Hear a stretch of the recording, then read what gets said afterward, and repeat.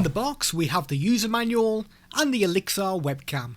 It is made of plastic, capable of 720p and does 30 frames per second, a viewing angle of 60 degrees, dual microphones are found on either side on the front, it connects through USB 2.0 and it is plug and play, meaning that there are no need for drivers. It's compatible with Windows and Mac OS, and the listing on Amazon states that it is compatible with TVs as well. At the time of this review it is available for £24.99 on Amazon UK. The head measures at approximately 10.7cm across, 3.2cm down and 1.5cm deep. It has an unusual spring-loaded clip system to attach it to your screen and two rubber pads to prevent it from sliding too much and causing damage. You will want to get this into position and not mess about with it too much, as it doesn't feel amazingly stable and it could quite easily get knocked off the screen. If you have a monitor that's got a slight curve on the back, then the clamp doesn't do a very good job as it slides upwards, making it tilt forward. There's a 1/4 inch thread on the bottom to attach a tripod, but we ran into issues with this. If you have a larger head on your tripod,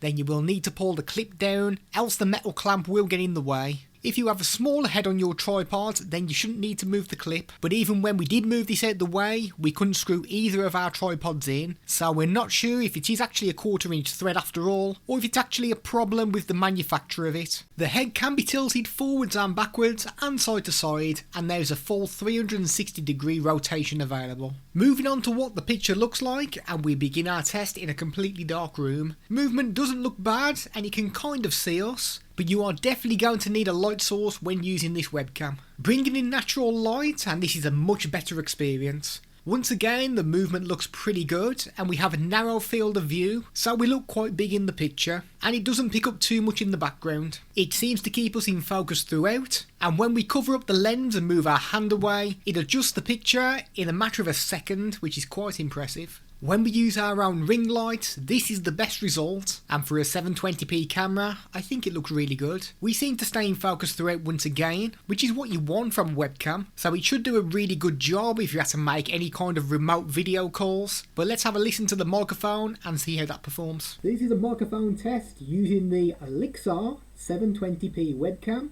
This is the kind of audio you can expect from the inbuilt microphones. When focusing on a small object, it will be in focus until you get roughly around 8 inches away and then we lose the focus. We do notice that the colours look quite vivid, which I personally quite like, which has got me thinking that this webcam might actually do a good job on a green screen. So jumping into OBS and putting the chroma key filter on, and it actually does do a really good job at removing it. We do notice that we look quite red in the face, so it's either overcompensating the colours or I really need to see our local doctor and get my blood pressure checked. A well-known 720p webcam is the Microsoft Lifecam HD-3000, and when we put them side by side, the Olixar actually produces a much cleaner image, even though they're both 720p. We do get some noticeable blurring when moving around on the Microsoft webcam, which we don't seem to get on the Olixar. I would love to see a 1080p version of this Olixar camera with some modifications to the design, because the image we get actually looks really good.